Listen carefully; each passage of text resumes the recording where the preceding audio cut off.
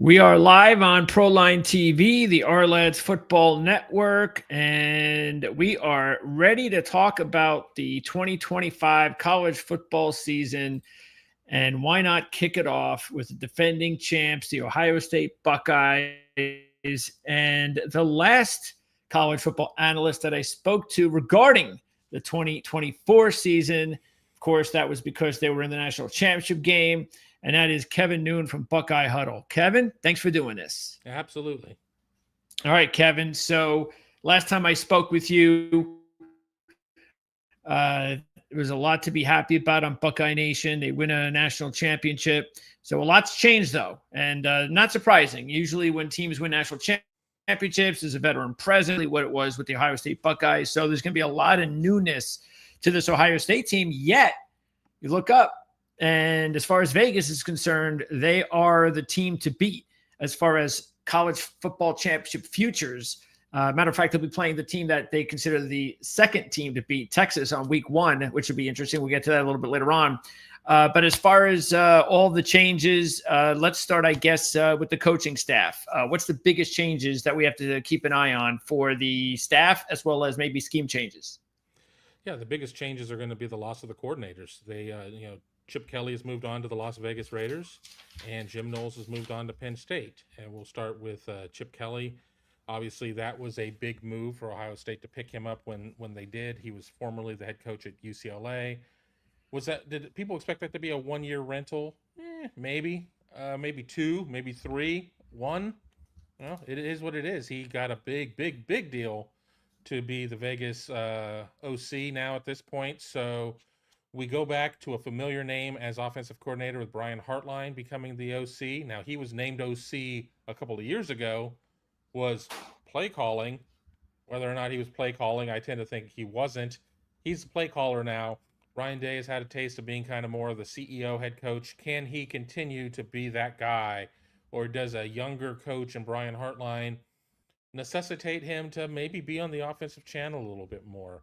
We'll get into personnel. I don't necessarily expect to see a lot of strategic changes. It's not like Brian Hartline has been at 8 other stops and has got all these ideas and wants to run the veer or wing tee or anything like that. This is the system he's kind of come up in terms of being a coach. So he doesn't know what he doesn't know. On the other side, Jim Knowles leaving. A little bit of a surprise, I think, but stuff happens. They pick up Matt Patricia, former New England Patriots DC, former Lions head coach. I think there were people that were a little more questioning that move just because they remember how bad things were in Detroit. But, I think that Patricia came out and said that there was an arrogance about him, and that, I think there's good arrogance and there's bad arrogance. And I think that maybe was some bad arrogance. And when things go poorly, you get defensive, and it becomes its own cycle. Now, what are going to be the changes? I don't think we're going to see Ohio State suddenly become, running the dime all the time or anything like that. Ohio State is still kind of a 4-2-5 type of team. Could we see a little more 3-3-5? I guess, potentially. I don't think Ohio State necessarily is going to be just completely locked down and married to one defense. I think we're going to say that they're going to be multiple. But, I think that both of these moves are very interesting. I think each of them have their own set of challenges, but Ohio State is still a very talented team, even if a lot of the names are going to be different. The names that are the same are incredible. Okay, let's talk about spring practice. And how did that go? Were there any big storylines? I know things changed a lot with spring practice, even just over the past year. But was there like a big storyline or anything interesting that came out of that regarding that?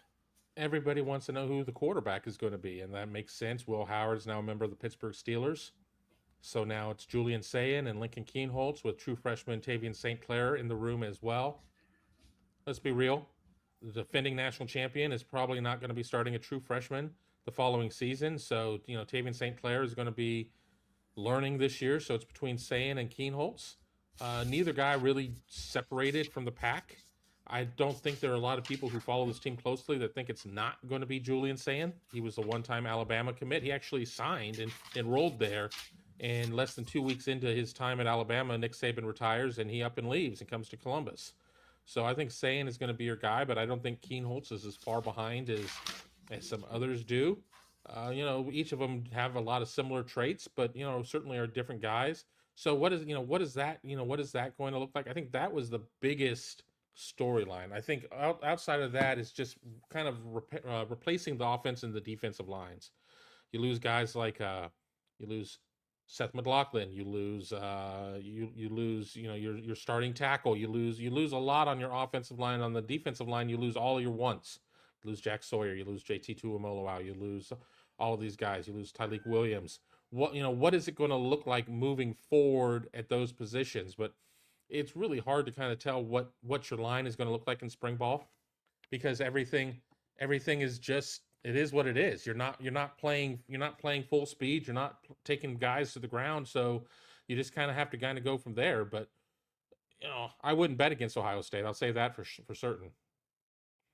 And I guess as we will kind of continue as we go on here, as Greg has popped off for a second, it'll be interesting to see who kind of steps into some of these main roles. I mean, I think we know, they lose Trevion Henderson, you lose Quinshon Judkins at running back, and you plug in James Peoples, you go CJ Donaldson from West Virginia. I think both of those guys are going to really step in and have a big role. Oh, at receiver, you got a guy named Jeremiah Smith. Jeremiah Smith is an alien. He is just an absolute freak, and I think that it's going to look pretty good when everything is all said and done there at receiver. Carnell Tate is your number two. You got some other young guys, Mylan Graham. What's he going to look like there at that point? Brandon Ennis has been kind of waiting for his turn to emerge. That hasn't necessarily happened. Tight end, they go out and they get Max Clare from Purdue, probably the most talented tight end in the transfer portal, and that's a big get for them. But beyond that, you're dealing with a lot of new names, but a lot of guys that were part of the team moving moving through last year, maybe not having major roles because of so much senior leadership, so many guys that were fourth year, fifth year type of players that were out there and involved. But you get beyond that. I mean, it's not like they're having to play a lot of true freshmen. It's not like they're going to have to play a lot of guys that have no experience whatsoever. Now, Julian Sayin doesn't have a lot of experience. Lincoln Keenholz doesn't have a lot of experience either. So you kind of have to run with that as you go. But I think that everybody should probably be pretty bullish on Ohio State as we continue to wait and see if our host pops back on at this point. It shows that the show is still recording, so I'm going to keep talking at this point just to see kind of what was going on with all of that and see if I get a text message along the way to say, oh, we're really not on the air. But it's going to be a competitive Big Ten this year, I think. And I think at risk of repeating myself of what could happen later in the show, I think it's going to be a very competitive Big Ten. I think you're going to look at a really good Penn State team this year. I mean, what are you going to get out of Oregon? What are you going to get out of USC? Nebraska is a team that we're not necessarily talking about enough, but I seem to always bite the cheese on that one. I always seem to be much more bullish on Nebraska than maybe what the tape says I should be. But I think this is going to be a year that Nebraska is going to be pretty good. But once again, are we looking at 25 teams nationally that really could win the national championship? Probably not. Probably not. Are we ever really going to have 16? Probably not. I think that the list somewhere is going to be 8 to 10 most years, but you got to have some more teams in there just to round it out, make it fun, have some fun with that. But going on beyond that, I mean, it'll be interesting to see what comes of that. But yeah, I'll continue to talk a little bit longer to see what happens. I don't necessarily want to dump out of the show if Rich shows up all of a sudden. It's showing that we're live versus recording, so I don't know what is going on at this moment. You often wonder what happens when somebody pops off like that, if they took a power hit and they just don't have power and they're not going to be able to get back on the show at all, or if it was just a browser crash. I certainly had a show where I had a browser crash happen, and it took me every bit of like 10 minutes to be able to get back on the show. And we've only been doing this for about 2 minutes, so we'll talk a little bit longer and see if Rich comes back on. Um, he did give me some show notes of what we were going to talk about. So let me look and see what we were going to do, what we were going to talk about. Actually, he didn't send it via text; he sent it via email. So let's go through here. We're going through here. Storylines for spring practice: major injuries or suspensions. Ohio State is very healthy at this point. Knock on wood, you always want to be able to go through and come out of spring healthy. Not everybody's able to do that. Um, so we'll see. We'll see with that. But no, I mean, there were players that were held out for various reasons, whether or not it was until the end of spring or maybe we won't see them until fall. But nobody, we're not really talking about anybody that's on the shelf for the season. There has not been that type of injury for Ohio State. I mean, you spend so much time. Hey, here we go. We are back. So don't worry, I carried the water for you. I was talking about injuries and suspensions, working through the little list that you gave me, but at no point did I just say, to hell with this. I kept talking. That's great. See, a true professional. That's what happens when you have an electrical storm doing a live broadcast and it goes tick. It wasn't like one of those where it's just like everything went black for like 10 minutes. It like just took a fraction of a second. Everything turned right back on. And of course, it took me 10 minutes to get back in here. Well, we Thanks, have Kevin. electrical storms. So where did you stop, Kevin? Where are we? I was still talking. I said that there really wasn't anything in terms of injuries per se. I mean, yeah, you had guys. I mean, nobody worth mentioning in terms of they didn't go through spring ball. Whether or not they went through mental reps, maybe they went through some physical reps. They were held from any contact. Some guys may not be ready to go until summer. Maybe some might not even be ready till fall camp. But we're not talking about a quarterback going down. We're not talking about a left tackle going down. There was nothing like that. And then nobody really with suspensions. Ohio State certainly is not a program that deals with a ton of that, knock on wood. They are, they're going to be kind of who they are come the start of the season. Now you have to get through spring ball or fall ball. You have to get through the fall. But at this point, as we do a preview here in June, there's nobody. It's like they're great except for this guy, this guy, this guy, and this guy. They're all out. That's not the case. Okay, well, let's take a look then next on the list, which is let's go into individual players. So, again, with a lot of key guys out into the NFL now, it's going to take, like usual, big time programs. I've got that next wave. And I know we are going to talk about some of the players that are there, some of the star guys to keep an eye on. But first, who is it going to take and who do you think is the best chance to take that next step and be, next in line of a, big time Ohio State football player? Well, if you're an Ohio State fan, you hope it's Julian Sayin. You hope it's your quarterback because that's the straw that stirs the drink. I mean, Ohio State is an offensive-led team in a lot of ways, and it is a quarterback-driven system. Now, if your offensive line stinks, I guess it doesn't really matter. So, I mean, I guess we could talk about the line, but it really kind of starts with Julian Sayin. But let's move to running back, and I talked briefly when you were off about James Peoples. He'll be carrying the load with C.J. Donaldson, the former West Virginia running back. I really like James Peoples. I think he could be a 1,400 yard back. Then again, if you play 17 games, that isn't even 100 yards a game. But if you're carrying the load with another major running back, and then the Bo Jackson, the true freshman, not of Auburn fame, of Ohio fame, Bo Jackson, I think he could be your number 3 back. At wide receiver, obviously we know all about Jeremiah Smith. He's already a breakout player. Whatever is 6 steps down the line from breakout player, that's what Jeremiah Smith is. I think that this could be a big year for Mylan Graham, who is somebody who didn't enroll until the summer. He was in the same class as Jeremiah Smith, but because he didn't enroll till summer, he didn't have as much opportunity. And with Emeka Egbuka out there, there weren't enough passes to be thrown out there for him to get out there and have any playing time whatsoever. So I think he's somebody who could blow up and have a big year.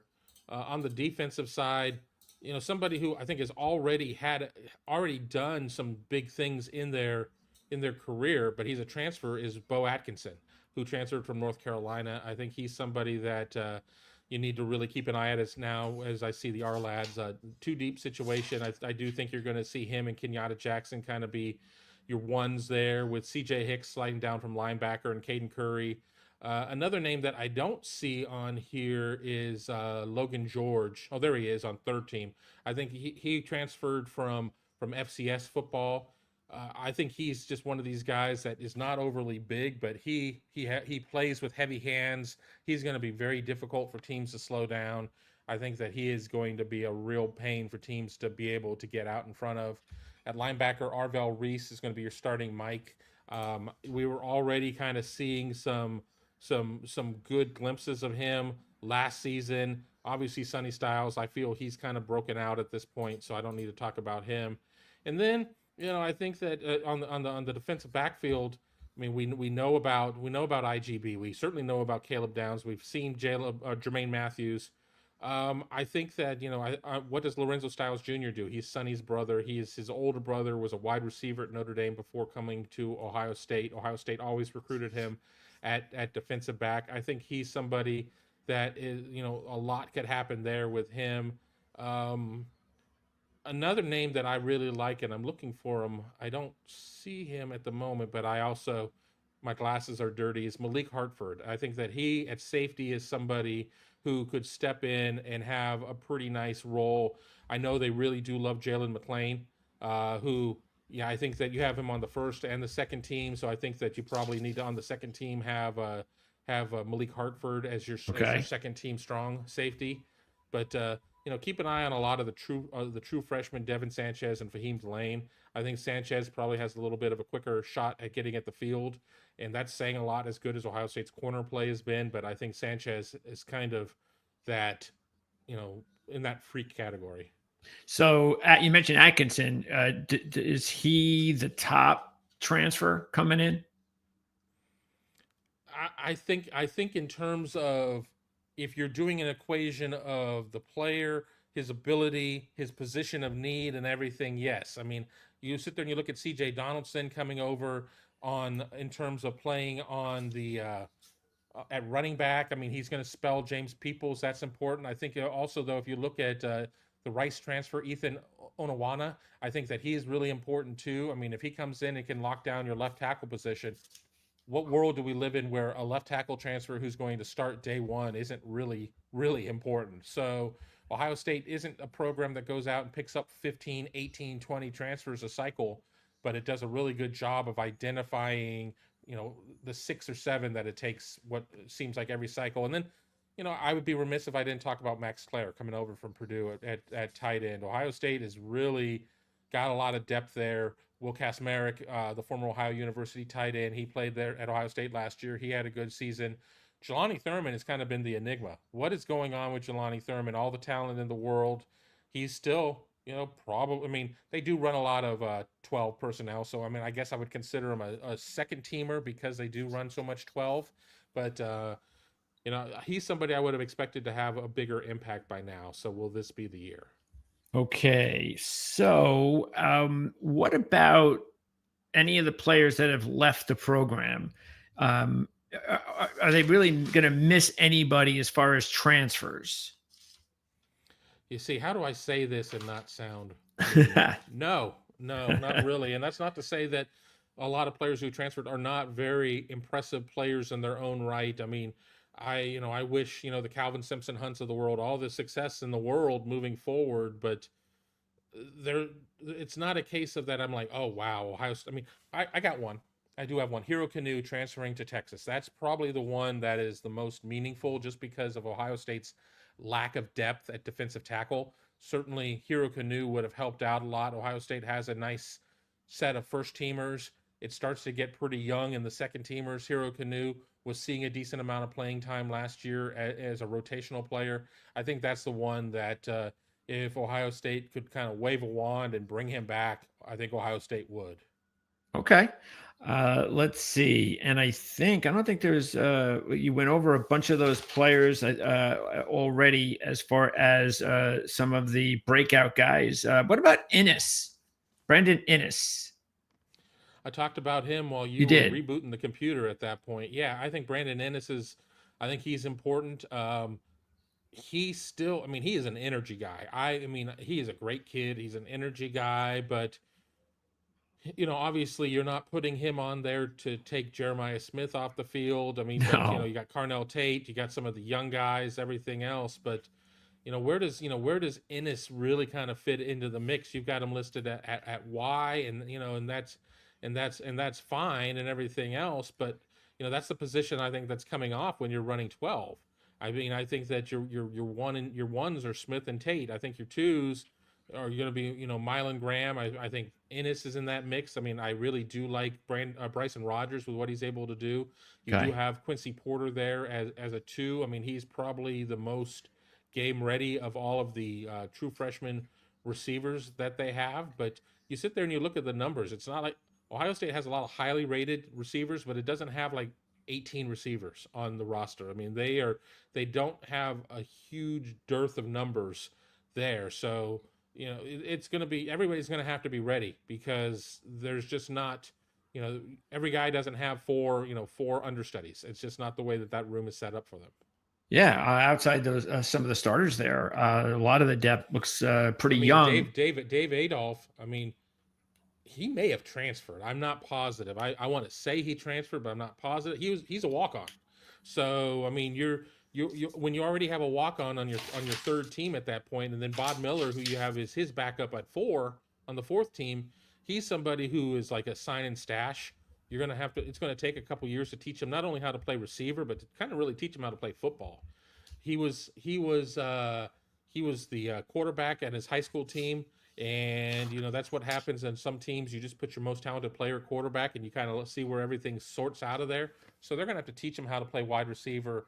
I mean, if it clicks, it's going to be a huge steal, but it's not going to click in 25. It's Sure. not going to click in 26. If it's going to click, it's probably not going to click till 27. Yeah, speaking of the true freshman, so obviously Jeremiah showed you what a true freshman can do, and it's very rare.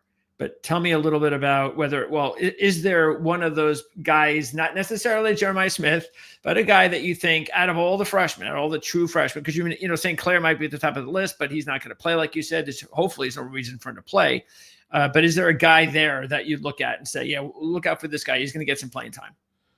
Well, on offense, I think I think Bo Jackson is going to be your guy as your third string running back, but he wouldn't be the first name I go for. But I wanted to give you one on O and one on D, and the guy on Okay. O is again with Bo Jackson for that, and then on defense go to cornerback and Devin Sanchez, and that's not taking Jermaine Matthews off the field. That's not taking IGB off the field. I mean, Ohio State was playing three corners last year, rotating guys, and that's not necessarily even a case of the fact that nickel sometimes is a safety, sometimes is a corner, depending on the situations and everything else. But I think it's going to be really difficult to keep Devin Sanchez off the field. I think he's just going to be that good. I mean, everybody wants that 6-foot corner. Well, he's bigger than that. I mean, he was playing in Houston in the large school division. He was playing some of the top competition in the nation, and he was making guys look pretty bad.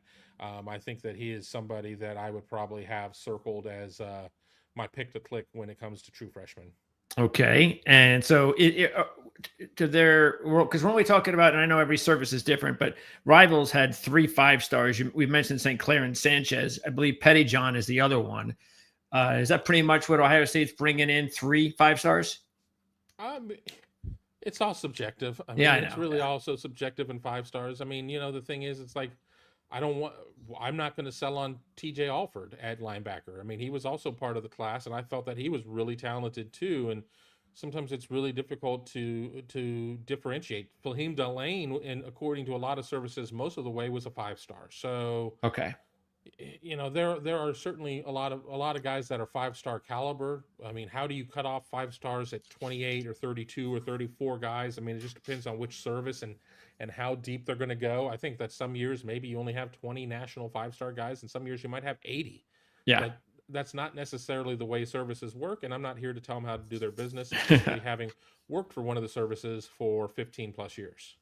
Okay. By the way, you mentioned St. Clair and Michigan. It looks like they're going to start a true freshman, Bryce Underwood. So I think that's really great for those two schools that is possible that maybe in 2026 at maybe the earliest that we'll see the two of them going at each other for a couple of years. I think that'd be great for those two programs. Do you think, from what you've seen, at least from St. Clair, that that's exactly what we're going to get? That you believe St. Clair is that type of, I mean, I'm not going to say can't miss, but he's going to be a gamer, because we've seen a lot of 5 stars or a lot of high 4 stars come to programs like Ohio State and they don't pan out. But do you think he's a difference maker? He's going to be different. Yeah, I do think he's going to be different now. You're right. You just don't know. I've seen so many quarterbacks come, certainly in the NFL, from college to the NFL not work out. I mean, Akili Smith, Joey Harrington, I could just go on and on and on and on, not to necessarily pick on Pacific Northwest, but those are the first 2 names that came to mind. Yeah, right. But, I think that you've got to be ready when you can knock on the door of opportunity. And I think that Tavian St. Clair is going to be that guy.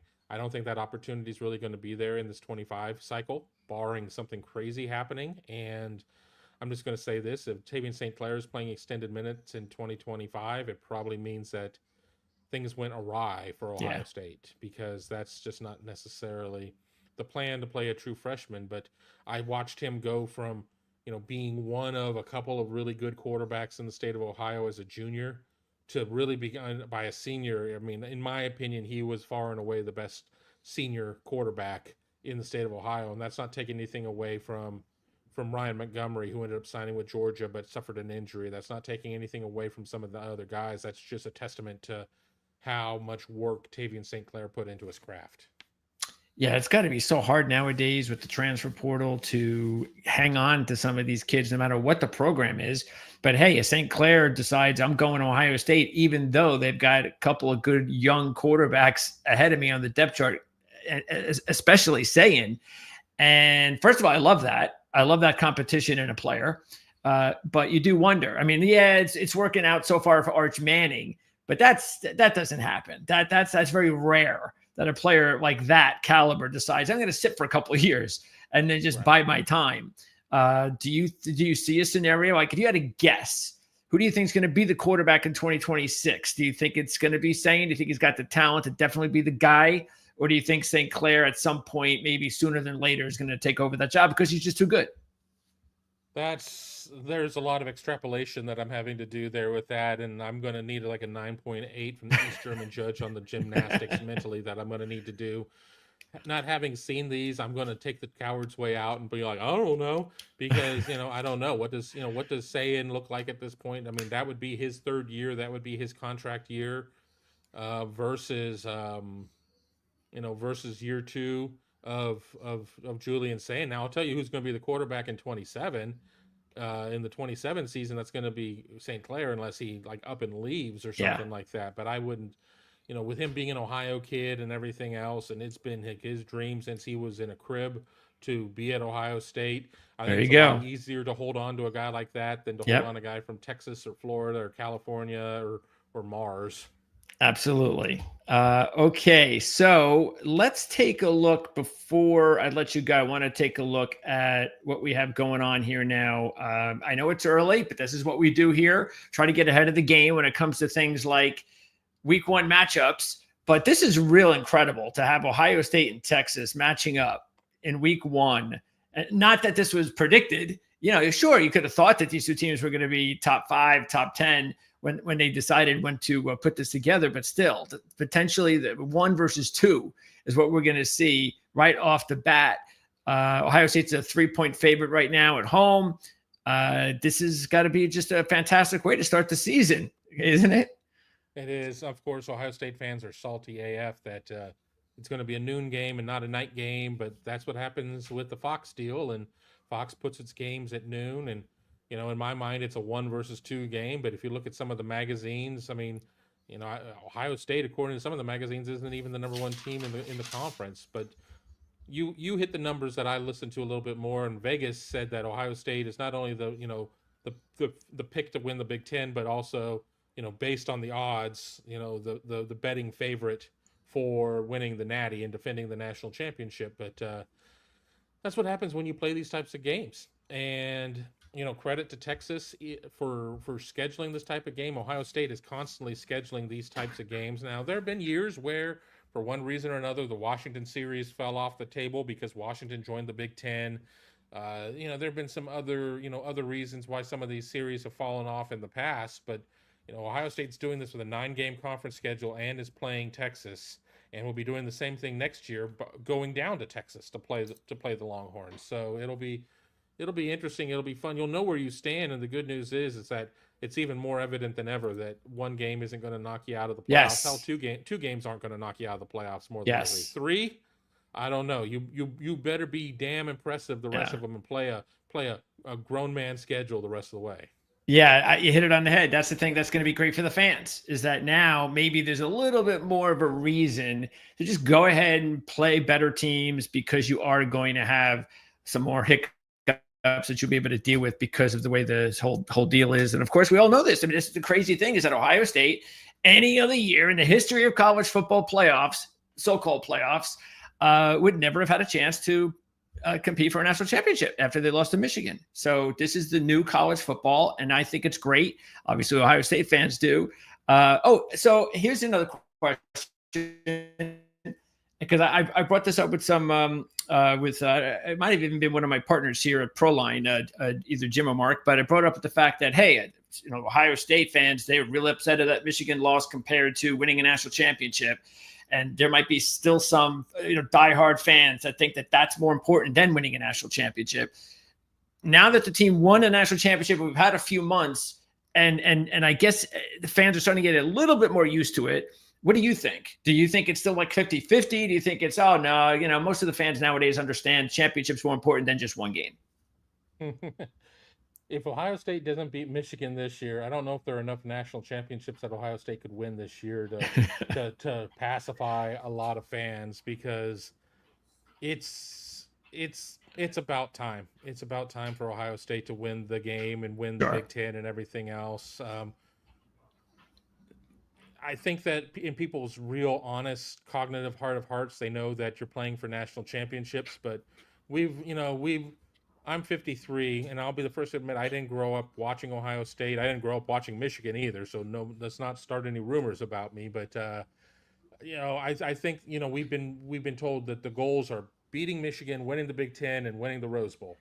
Well, Ohio State won the Rose Bowl and won the national championship last year, but didn't get to participate in the Big Ten championship game, and certainly did not beat the rivals up north. But I don't think the heat is anywhere nearly off in terms of winning the Big Ten. But Ryan Day's hot seat, that was probably actually legitimately starting to get a little bit warm coming out of the home finale of the regular season. That thing's ice cold now. Okay. And then I also just want to put up there that Ohio State right now, they are, as far as win totals, are 10.5. That's the win total number. It's actually minus 120 compared to minus 140 for under 10.5. And they have their top 2 Heisman guys are Jeremiah Smith at 12-1 and Julian Sayin at 15-1 to win the Heisman. The favorite is Arch Manning at 7-1. Again, just you can't write the script better than a week 1 matchup when you've got the Heisman Trophy leader Arch Manning going out there against one of the other Heisman Trophy contenders, top contenders, Jeremiah Smith, and the quarterback that's never played a big game before, never started a big game before in college, being at 15-1. So I don't know whether or not you're a gambling man, Kevin, but what do you think about Jeremiah Smith as a potential Heisman winner this year? He's got to have a lot of momentum on his side after winning a national championship and being involved in a lot of big games.